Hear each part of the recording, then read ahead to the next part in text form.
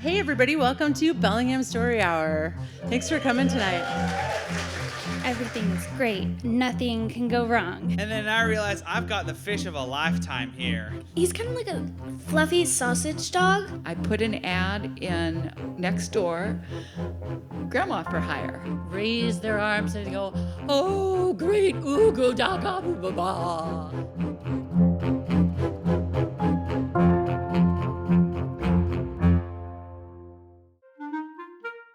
Welcome, we are Bellingham Story Hour. We have so many new folks. Maybe we should talk a little bit about what's going to happen.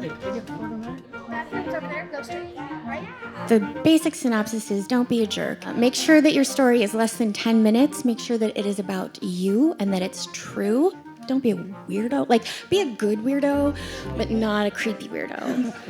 Bellingham Story Hour is a monthly gathering in the community where we share true stories with each other. We record it also for a podcast.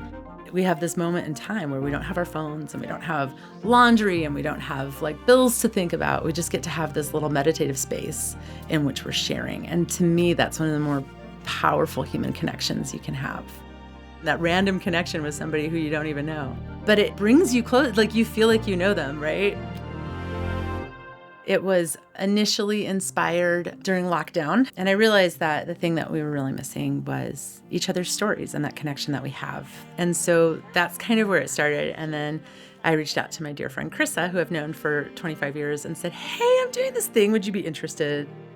And so I feel really honored and privileged because Krissa wanted to jump on board. At first she said she wasn't going to go all in, and then by the next day she had come up with a whole workshop. And I was like, okay, great. So now you're doing this. I came to the realization that I want to create more space for other people to have their small stories acknowledged and feel like they can share. Stories came up that I hadn't thought about for a long time. A place for people to dedicate to finding their stories.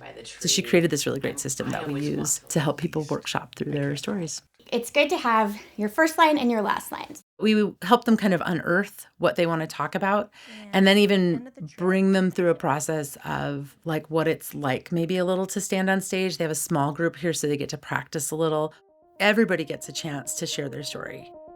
I don't feel comfortable telling stories. I never considered myself a good storyteller. Other people are good storytellers, but I'm boring. So I saw that there was a class and I signed up. When I was growing up, I had to put myself to bed because it was scary because my sister talked about being a witch. It's about you. I liked the conversations around the table where everyone was sharing. It was really good and affirming. I was nervous enough just telling the story today.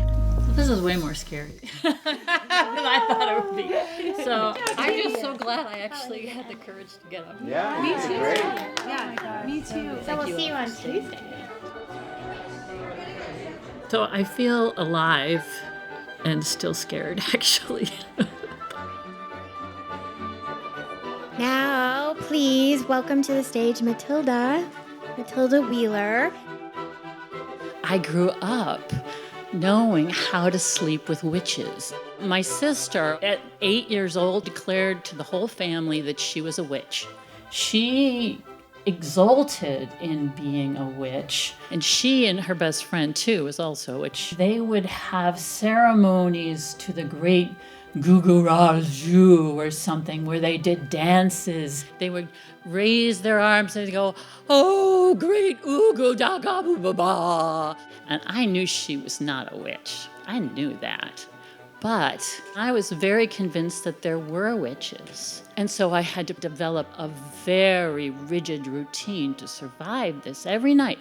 Click off the light and leap without my feet touching the floor into the bed. Pull the covers up over my head. I pull my pillow up over my head. And I would say, I am a rock. In my head, mantra, I am a rock, I am a rock, I am a rock. You don't want to kill me because I am already dead. But eventually, I could put myself to sleep. And also having the last sentence, too, might be helpful because you kind of... Right, I didn't have the last sentence. There's a lot of witches and aliens in our lives that are really scary. And I have the strategies. I know I can get through this. I can do it. I can. So anyway, thank you. Thank you. It is a great place to just go and realize that they can tell their stories, that they can be on stage, they can be in front of people, and it's safe. And they should tell their stories, because if they don't, we're just going to hear the same stories over and over again. I just think it's a great opportunity. You find out more about people and humanity when you listen to their stories. It's very human. We need humanity right now. Thank you. Woohoo, thanks everyone.